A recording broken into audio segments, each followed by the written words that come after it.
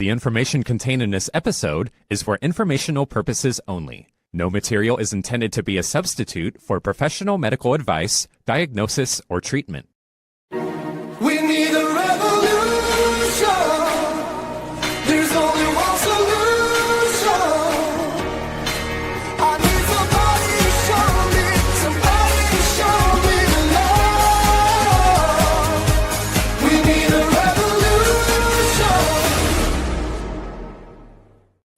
Hello and welcome to The Revolution. Welcome to Inform Life Radio on 1150 AM KKNW and streaming to CHD TV.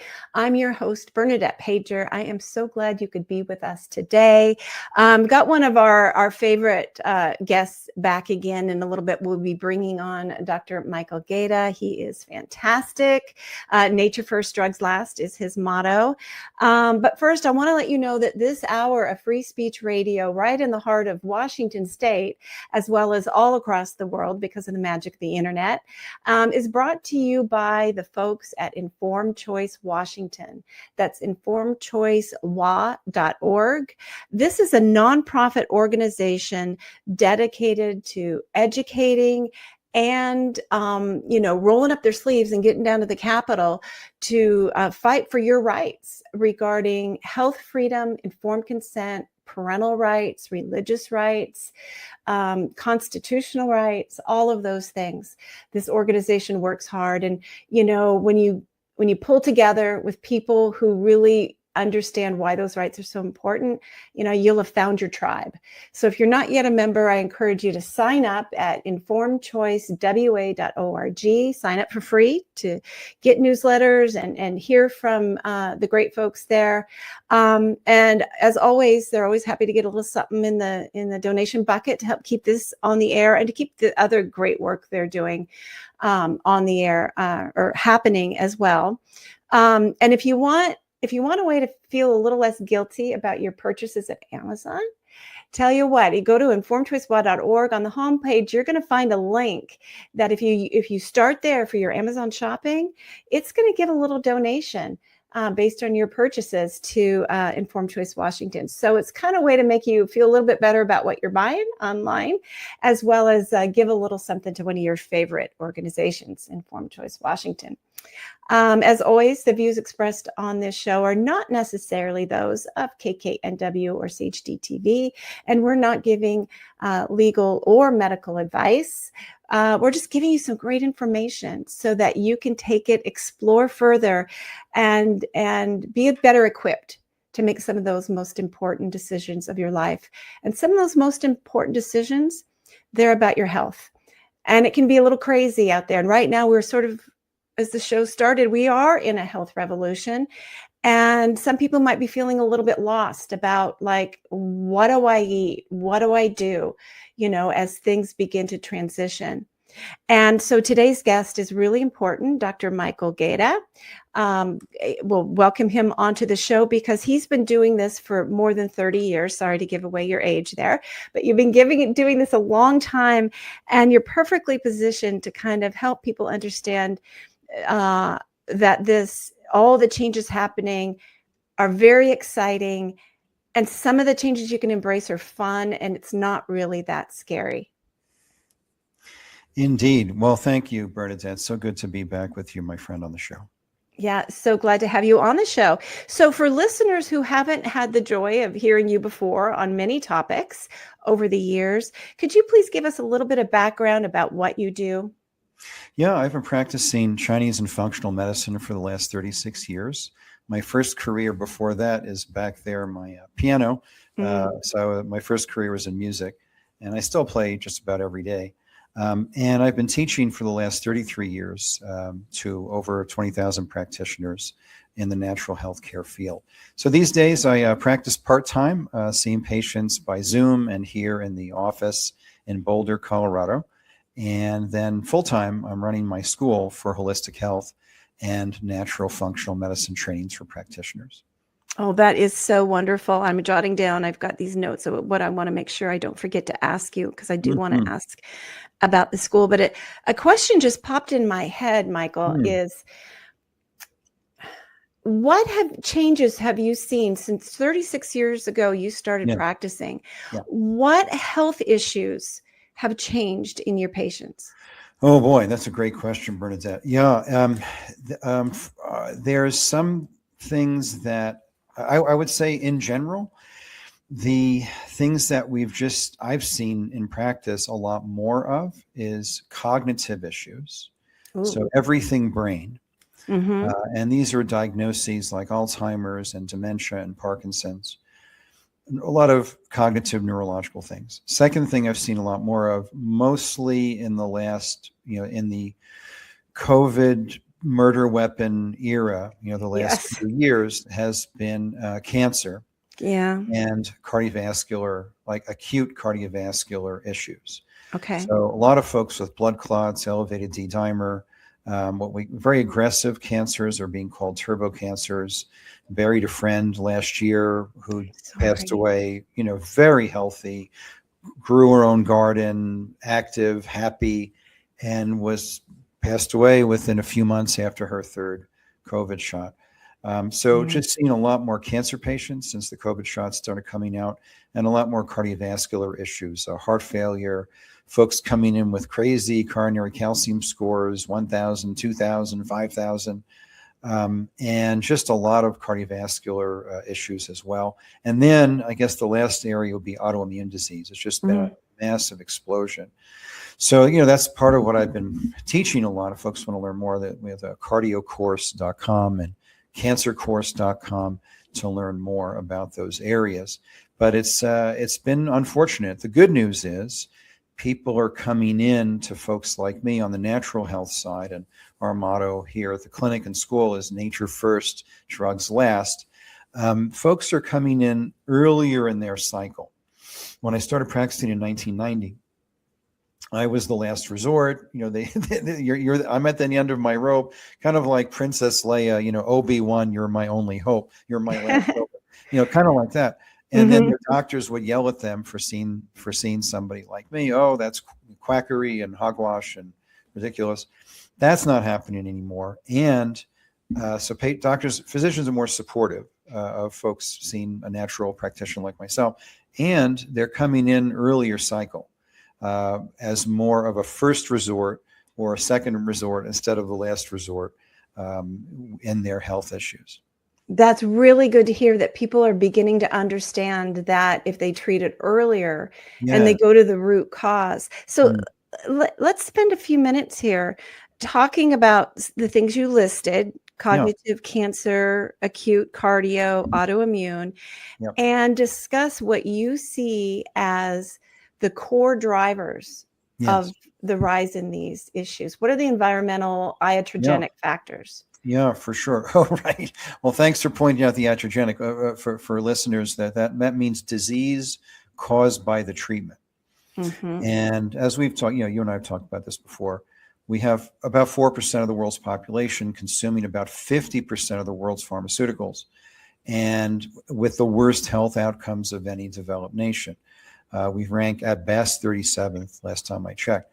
So there's that's the iatrogenic side, and that's just because this approach of like all drugs all the time to manage disease without getting to root causes in the lifestyle and the diet are that's just sort of how it's set up. It's not the physician's fault. A lot of these folks are my students who want to learn functional medicine, and it's not their fault. They're just trapped in a very broken system, which is very pharma controlled, from the journals to the schools to the drug reps in the office.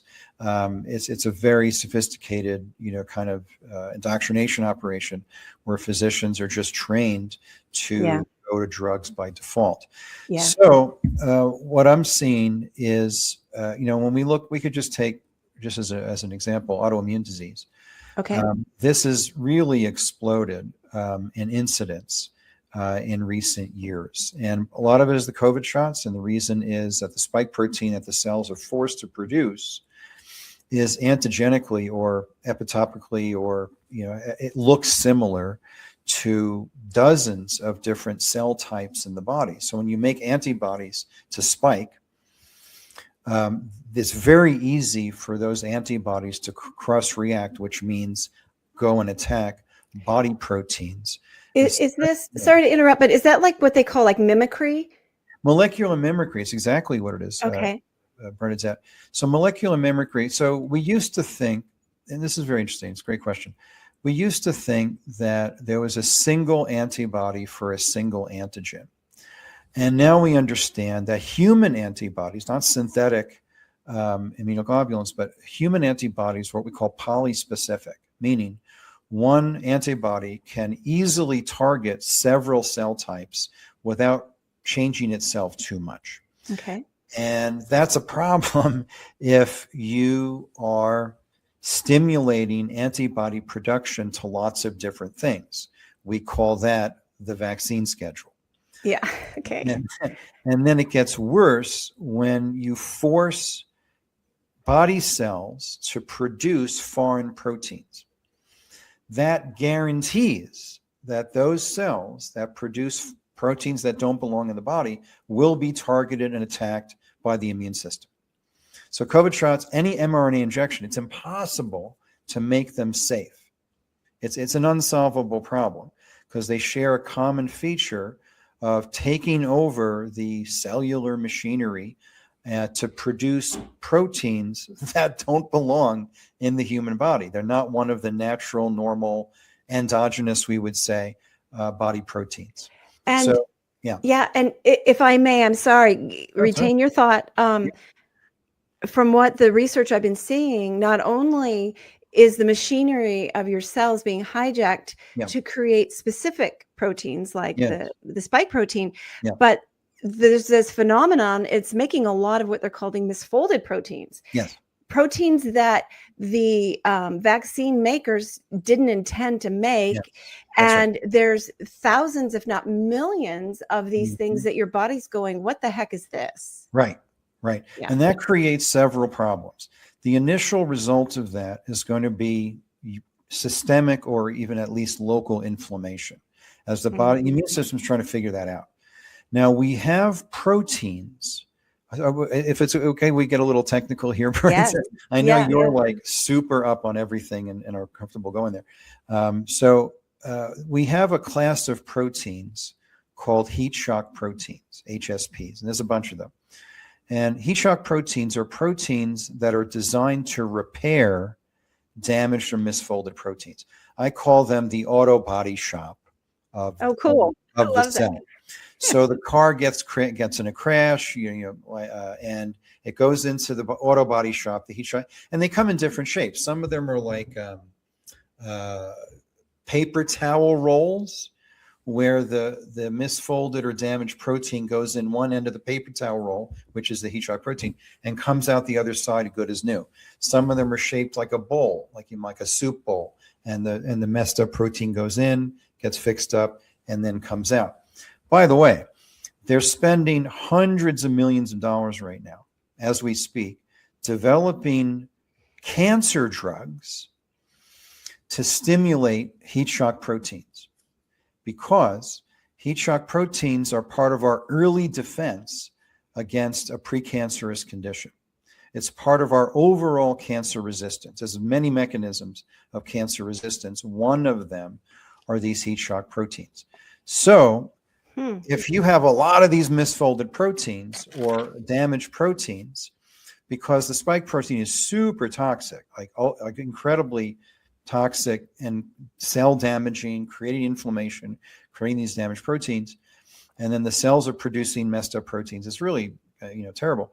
That the heat shock proteins are taxed and maxed to try to deal with this kind of cellular debris, I guess we would say, or cellular damage or protein damage. So you've got all this inflammation, and you're putting the body in a state of chronic immune stimulation, kind of like what vaccine adjuvants do, like aluminum hydroxide, for example, squalene used from time to time, like in the bird flu shot. You remember that.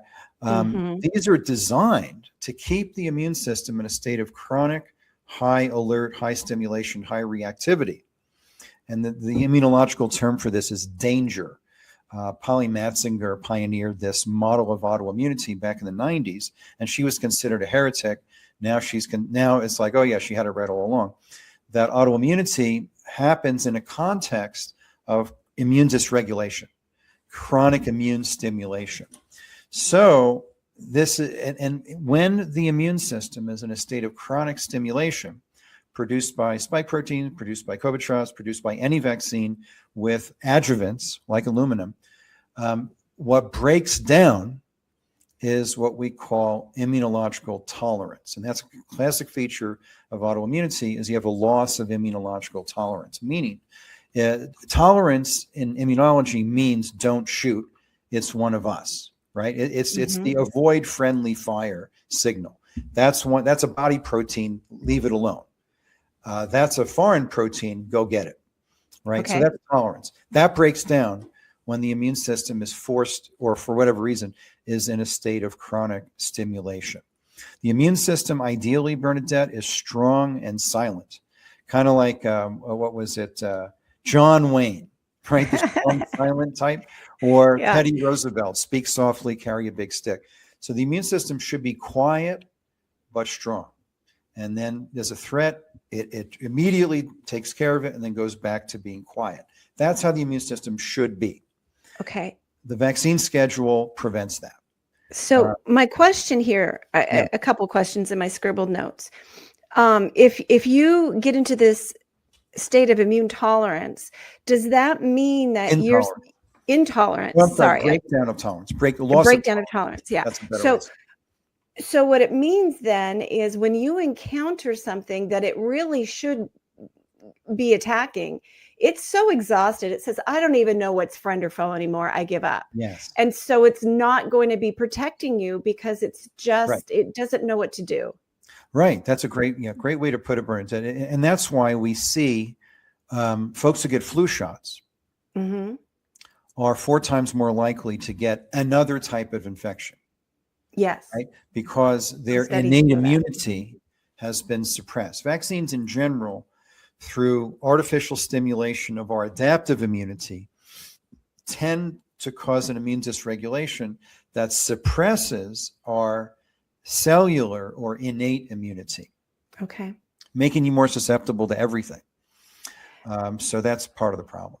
And I think it's really interesting when you kind of dive really deeply and you begin reading some of the writings of vaccinologists themselves, looking for that holy grail. They're looking for something that is really close to the protection provided by naturally acquired immunity, but that does not trigger severe adverse reactions. When you get into these conversations between vaccinologists, you're hearing them admit all of the flaws of existing vaccines, which are not being promoted by health department. You're not told any of this. There's no informed consent. But vaccinologists know all of this. You cannot fool Mother Nature. And you can, and it is very concerning. We've got now, after 60 years, and ever-growing exposure to these immune stimulating products from infancy, when our immune system is being trained, we're now reaping the repercussion of that. And 100%. We've now got some leadership at Health and Human Services. We do. Trying to bring in gold standard science to look at this big picture. Before it was taboo, make America healthy again. For the radio listeners, he's putting on his cap. I love that so much. Wow. So that's really big. And then the other thing, Michael, talk a little bit about, not only is this dangerous for, babies, children, and adults, but talk about the impact on a growing fetus when the mother. Oh, wow. Yeah, for sure. And I just want to wrap up that last bit there, Bernadette, is that vaccine, a good definition of a vaccine is a temporary stimulation of antibody production to basically a synthetic antigen. It's not the natural wild type. And this typically wanes within a few years. And there is 5 to 10% of the population that are low responders, meaning they won't generate an antibody response. So the whole part of the mythology is, well, there's several layers to it, but this whole idea that antibodies equals protection and that Mm. titers mean immunity is really false, because the thing to remember is that there are 6 areas of the immune system, right? Not just antibodies, right? Mhm. We have the good old 2-box model of innate or cellular, and then the second one, acquired or adaptive, which is where the humoral antibody-mediated immunity is. But then we have the gut microbiome. We have the nervous system has its own in-house immune system, the glial system. We have the interferon system, which got its name of these proteins that interfere with viral replication. That's where they got their name, interferons. But now we know they do more than that. They mediate the relationship between the innate and acquired immune system, and are part of what gets messed up by vaccines, which stimulate the immune system to produce antibodies to a teeny bit of antigen and then end up suppressing innate or cellular immunity. That's related to the interferon system. And then finally, we have the endocannabinoid system, which is really a neurotransmitter system that has enormous relationship to immune function. We have these CB2 receptors. There are 10 types of receptor sites in the endocannabinoid system. The famous one is CB1 and CB2. CB2 largely concentrated in the immune system, especially the spleen. And so this is a more holistic understanding of the immune system. And the vaccine cult, or the vaccine mindset, is it tries to convince people that the only relevant part of the immune system are antibodies. It's a very small part. It's an important part, but a very small part of our total immune response. So Yeah. to put in that some context. Absolutely. And it's my understanding that the non-live vaccines, like say Yes. your pertussis, diphtheria, so many of them, the ones that generally need the adjuvant, Yep.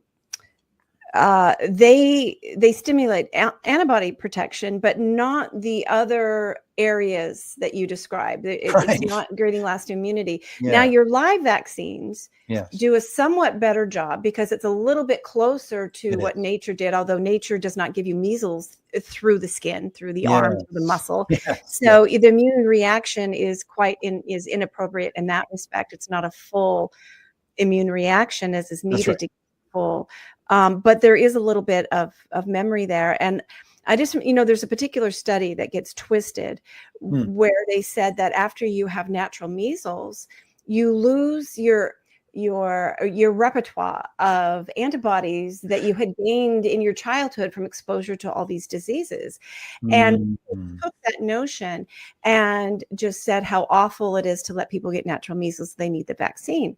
What they failed to do is look at the end of the study, in which they said that individuals after experiencing measles Right. who had been challenged with other diseases to which they had lost the antibodies, Right. they immediately, their immune systems remembered from the marrow, what the memory that is in the Yes. marrow, and they were able to quickly mount an antibody response. Right. So they didn't lose protection. Right. The important memory part was right there, ready to be geared up as soon as they were exposed, but they Yes. they don't promote that part of it. So That's right. yeah, let's Well, that's important because, and then the measles vaccine gave rise to atypical measles, which is much worse because the vaccine strain is different than the wild strain typically. And that's a big problem. And by the way, just because now the media is in hyperdrive, spooling up measles hysteria again. Yeah. It's just sort of a reliable go-to to try to get people scared of measles cases. And just remember, 1962, the year before the measles vaccine was even available, started to get released in 63, wasn't widely adopted until 68. So if we go to 62, measles mortality, deaths from measles, declined from its peak in 1915 or so, 99.48%. So the measles deaths were down to about 400-ish per year by 1962. Now, Yes. sucks to be that one of those 400 parents, right? Your kid died of measles, potentially. But everybody got the measles. So the cases exploded Yeah. to, what was it? 75,000 per week Hmm. nationwide. Basically, every kid got the measles in the late 50s, early 60s. Every couple of years it went around. Mhm. Yeah. And deaths were almost gone before the Yeah. vaccine was even available. So all Yes. the vaccine did was reduce cases. It did not reduce mortality, which was almost zero, about half of 1% mortality remaining per 100,000. And it's my understanding that the children who did lose their lives, obviously we want to save every life we can. We don't want anybody to die of No. measles or the measles vaccine, but they were predominantly like in poor Appalachia. Yes. In children who are malnourished. And we know Yes. now today that you need to give them the bolus dose of vitamin A, right? Vitamin A. And so It's very if we keep the children who are in poverty, make sure they get those basic nutrients, especially the Yes. vitamin A and D that are so important Yes. for viruses, Yeah. we could save those as well. For sure. Yeah. Yeah, There's no Bobby reason- pointed that yeah. out on the campaign trail. I've got my Mhm. Bobby Kennedy mug. There's been no time in history when the people censoring free speech were the good guys. But anyway, he pointed this out on the campaign trail. Mhm. He's like, it's very difficult for a child or an adult to die of an infection of any kind unless they're severely malnourished. Yeah. And Or this they is a get great like in the case of the recent children who passed away from a secondary infection after Of they'd measles. experienced measles. This was like medical medical error. They were For like, sure. I just remember one in particular was not given the appropriate antibiotic Yes. for the infection. And the That's- parents have right. come out and said, my child did not die of the measles. Right. Stop and- calling this a measles death. Yeah. Right. None of the recent cases have been dead from measles. No. At most, it was with, kind of like that COVID scam that all the died with were called died from. That's what they did to juice the numbers in COVID. But Right. yeah, measles is not a deadly disease in almost every case and easily treated with vitamin A. Mhm. So- I encourage everybody to have vitamin A on hand, make sure you have a good quality so that, at times of any viral illness, especially those with spots, I'm not giving medical advice, just mama bear, go look it up. You can find the Yeah. PubMed. I don't want to send you to the World Health Organization, but by gum, they promote it too. World They used to Homicide distribute it around Yep. the world. They That's right. distributed these bolus doses of vitamin A That's right. until that was making them look like anti-vaxxers. I don't know if they're still handing it out, but they should. Probably not. Once Gates took over in 2018, it all became about the vaccines and not. Yeah. And then daily cod liver oil has naturally occurring vitamin A. I was raised with and that. D and F. Yeah. Yeah. So real quick, let's dash back to the concerns about receipt of vaccines during pregnancy because Yeah. of the immune stimulation, Yes. because those vaccines will cross the Placental placental barrier. What do you think about that? Yeah, it's a huge issue. And true to form, the previous CDC was recommending all kinds of vaccines, adding stuff to the pregnancy schedule without Mhm. any safety trials. With zero safety trials, exactly. Yeah, Mhm. it was absurd. Like the folks who need the most protection, pregnant moms, right? Because And their babies. they're Mhm. birthing the future, right? They're Yes. creating the future in their bellies, need the most care, the most protection, and the threshold, what they called safety testing, was absurd. Mhm. So anyway, there's several problems with this. One is the immune stimulation, the chronic immune stimulation from vaccine adjuvants, like it will with anybody, will make autoimmune conditions more likely. Mhm. Second thing is the vaccine, the toxins in the vaccines will cross into the placenta. And by the way, this is a concept from Chinese medicine, is that babies will develop a rash in part, at least in some cases, to detoxify maternal toxins transferred through breast milk. It's not the Interesting. mom's fault.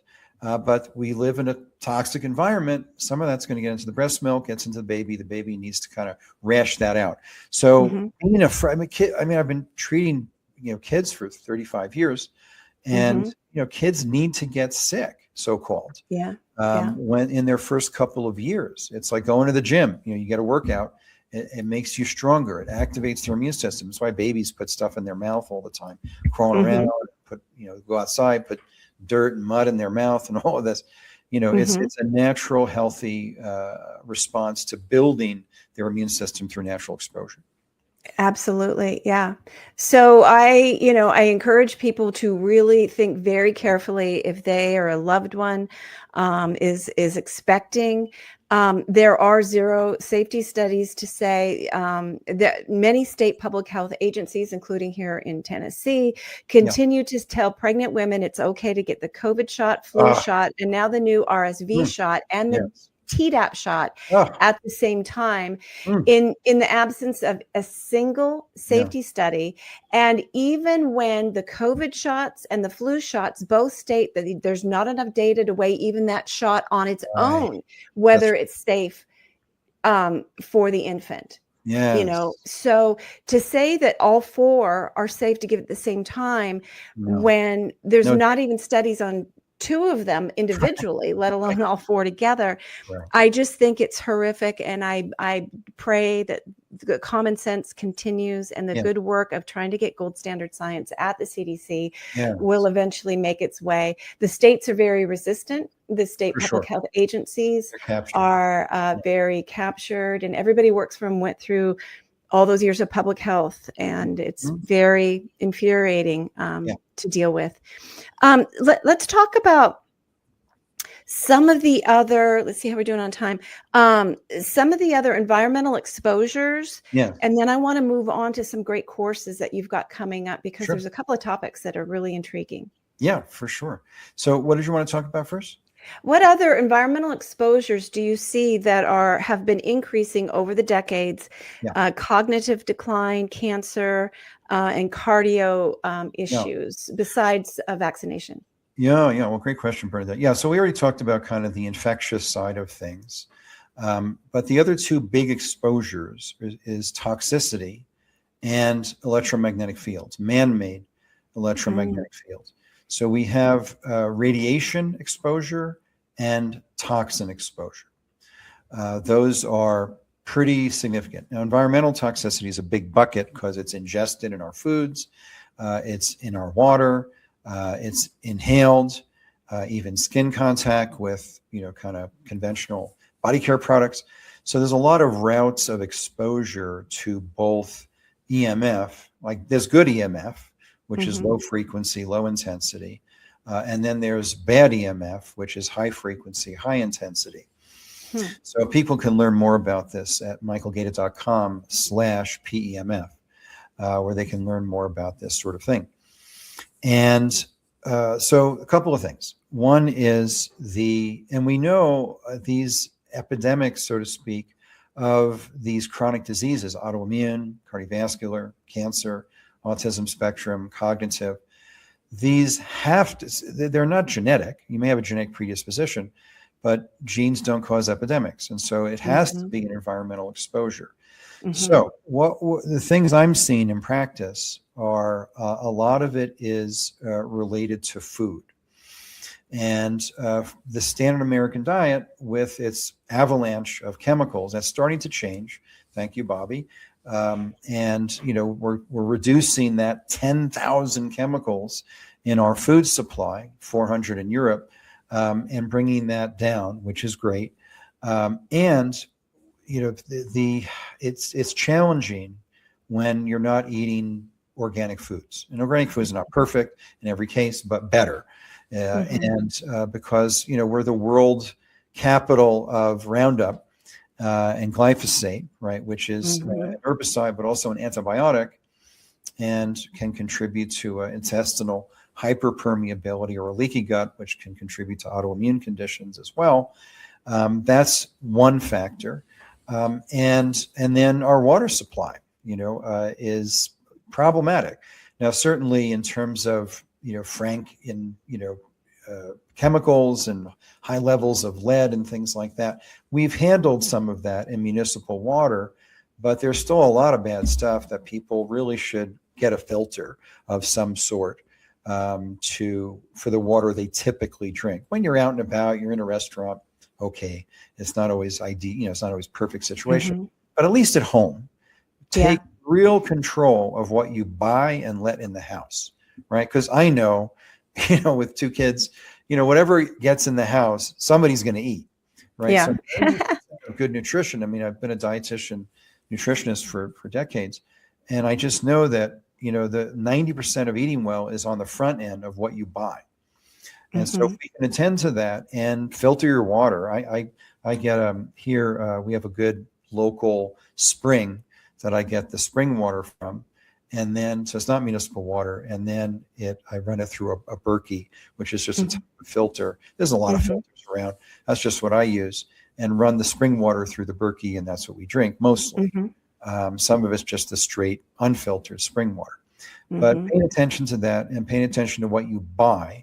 And my rule for patients is aim for an NPC, which is a not non-player character, but in a video game, but no chemicals. No purchased chemicals. So botanical-based body care and cleaning products, organic foods as much as your budget allows, and try to reduce the chemical input into your body.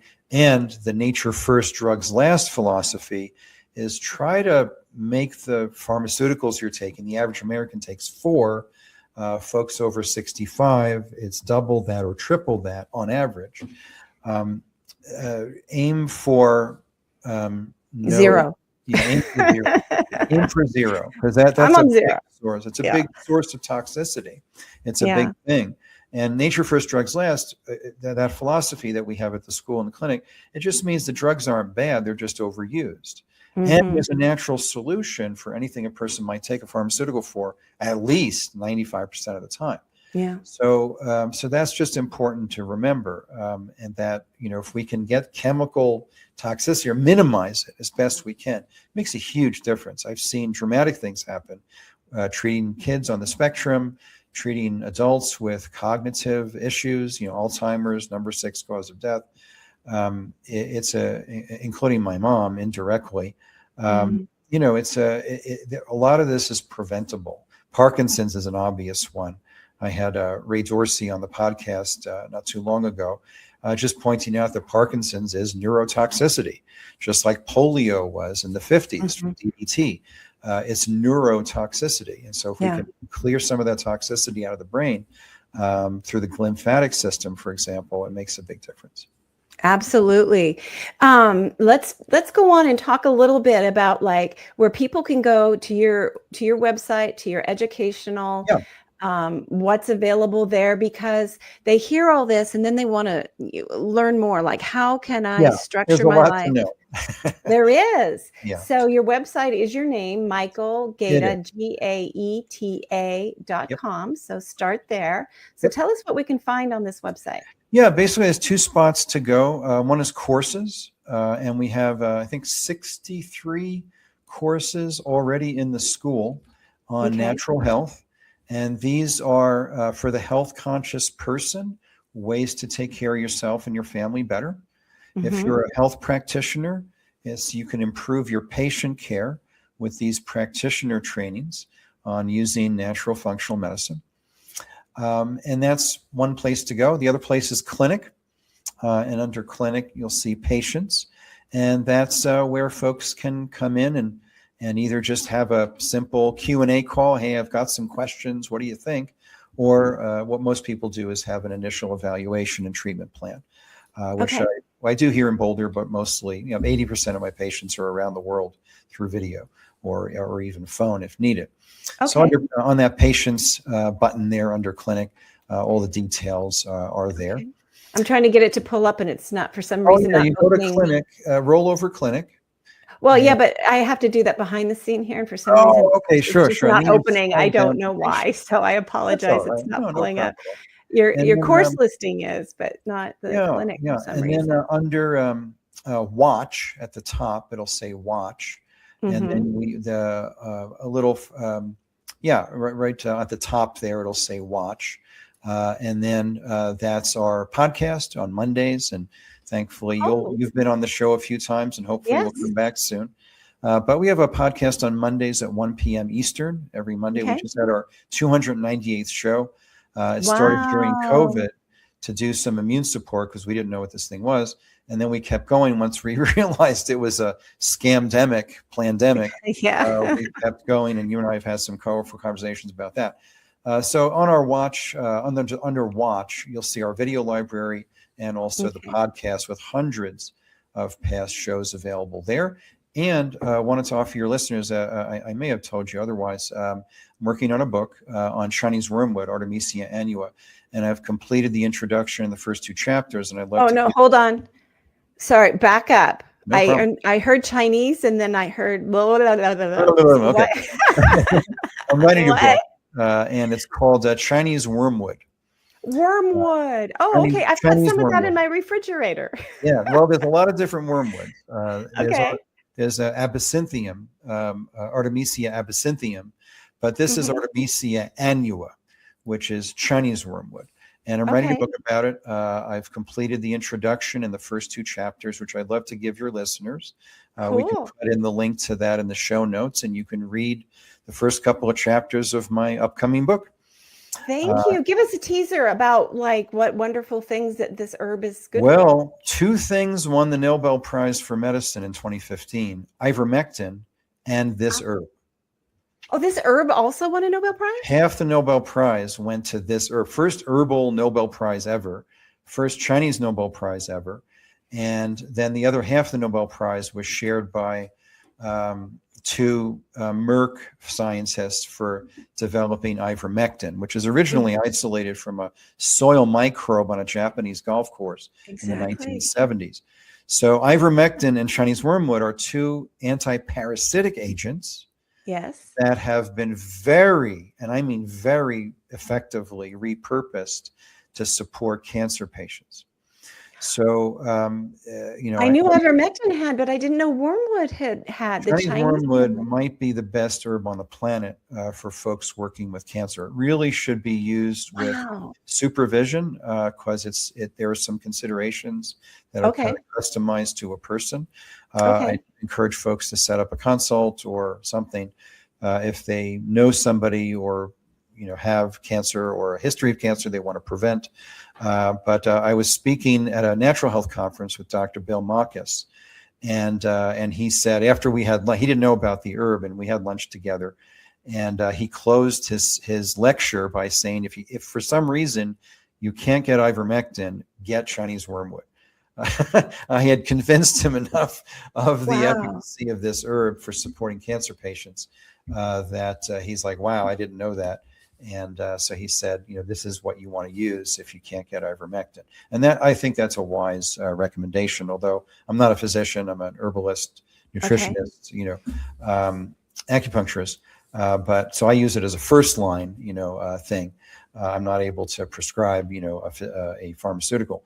But anyway, the book is about this herb. I'm writing the whole book about this one herb because I think it's very timely. We're seeing the turbo cancers from COVID shots. Yeah. We're seeing, so many issues that are plaguing us, parasitic issues. Lee Merritt's coming on is going to teach a course on chlorine dioxide 2 months from now. Yeah, that's what I was our saying. That's pretty school. cool. Yeah. We've got some great courses coming up. We have a course on sleep coming up with Texas nutritionist Dustin Strong next month. So we have a lot of great new courses, new faculty coming up this year. So we've got 2 of them there, but we're going to have like 11 or 12 new courses this year. We're getting them all scheduled now. Now, So well, Dustin Strong, is he the amazing, it says AC, and I forget what that stands for. applied clinical nutritionist. Okay. And he was amazing. We had him on the show. Is he talked about lithium. Am I remembering him Yes. correctly? Now he taught a whole course on lithium. Is which that still blew available my for mind. people? It to- is. If you go Okay. to courses Okay. or click on alphabetical course listing, Okay. you'll see it right there. It's called Mind Mineral Mastery. Mind the Mineral whole- Mastery. Okay. Yeah, under courses or alphabetical course listing. you'll see Mind Mineral. Wow, this blew my mind. I did not know what this stuff about lithium. And so you'll see in our store at michaelgated.com/store that we have a blend called Great Minds Mushrooms with Lithium. Ooh. And it's an amazing combination. You literally just take one a day. And it's lion's mane mushroom, a particular type, with lithium orotate and lemon and blackstrap molasses. That synergy seems to be very helpful. And so I recommend that to patients regularly of anything cognitive, memory, depression, anxiety, Alzheimer's, dementia. It's in our store at michaelgated.com/store. That's an example. We have a whole course on that mineral. It's quite impressive.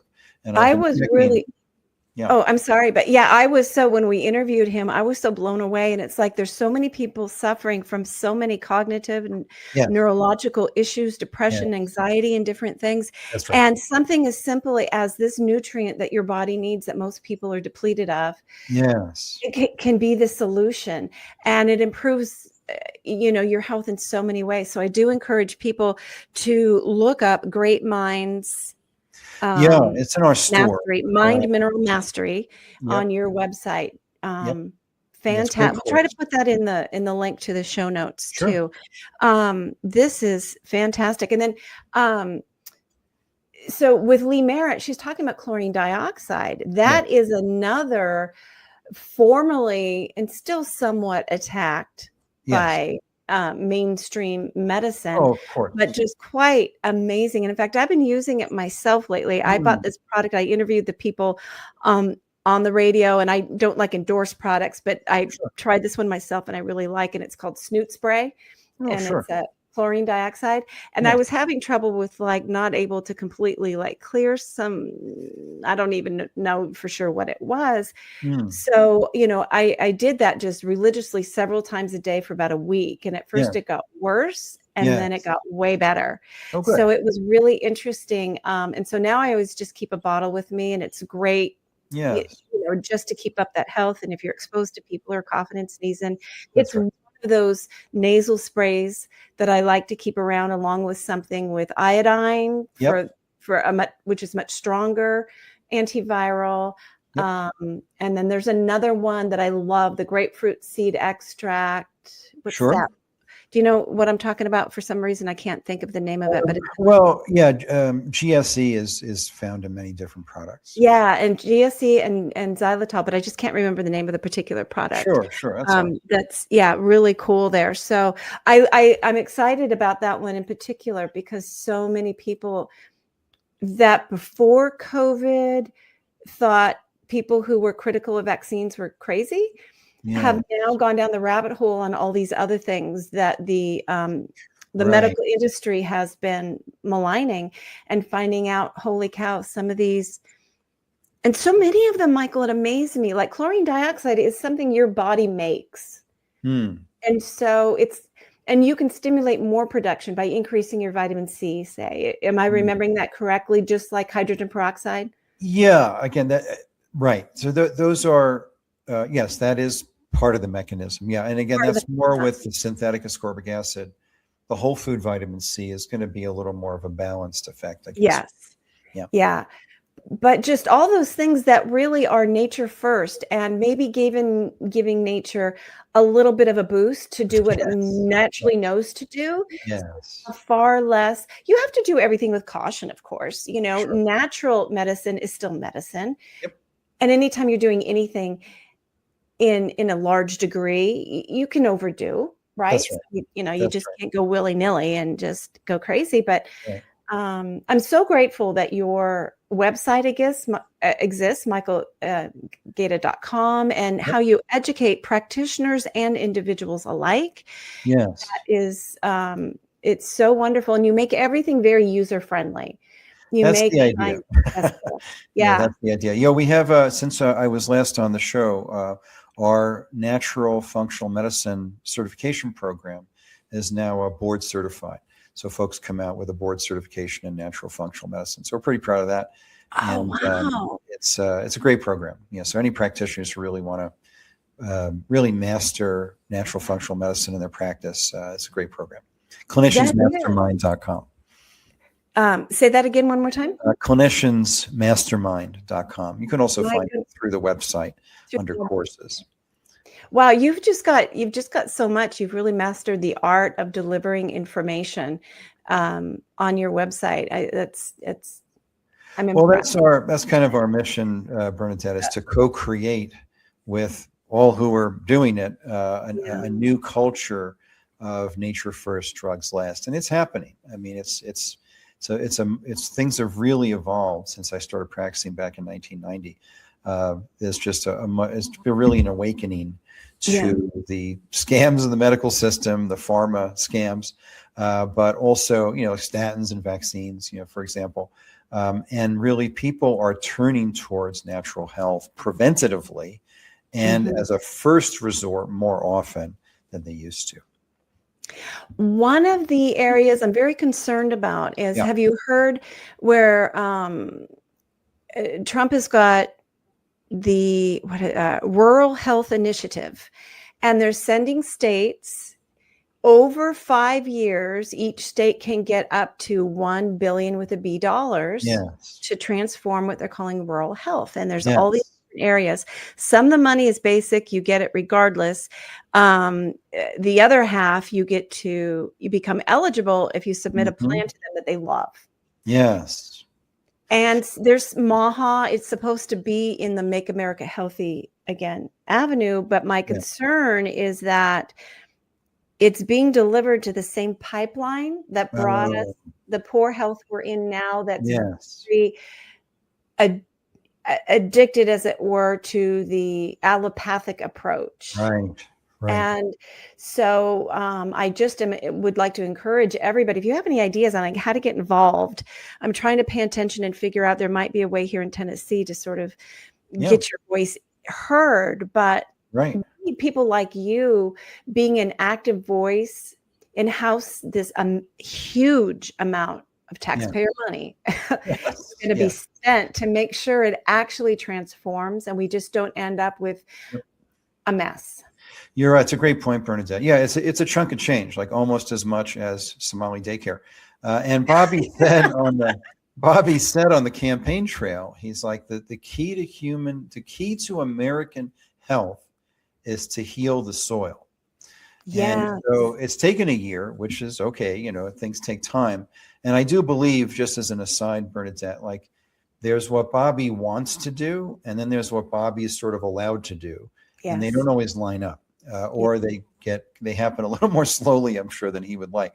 But he really is an advocate for regenerative farming, which is kind of organic plus.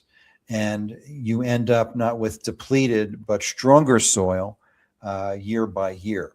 And so I know that's the intention, and I appreciate, you're staying on top of like implementation. How is that going to go? But I do encourage folks to go to MAHA Action on X is one good place to go. And there's a lot of state chapters for MAHA and some of the other groups, Zach Bush, Farmers Footprint. A lot of these initiatives are, at least in part, devoted to regenerative agriculture. And I used to live on a farm. It was a community that part of the operation was a regenerative grass-fed beef ranch. Oh, cool. They would do, rotation and all the doodads. That's not my area of expertise, but it was just amazing to see regenerative agriculture right in front of me, like on the other side of my fence, in action. And it was incredible. Plus, the food was amazing. So anyway, I'm very hopeful with the future. Yeah, I am too. And I'm so glad we ended this on regenerative farming and regenerating the soil. We are the soil. It's so important. Dr. Michael Gaeta, thank you so much for being our guest again. Everybody go to michaelgaeta.com and you can look up all the things we talked about. You've been listening to Inform Life Radio on 1150 AM KKNW and CHD TV. We'll see you next week. Take care. Thank you.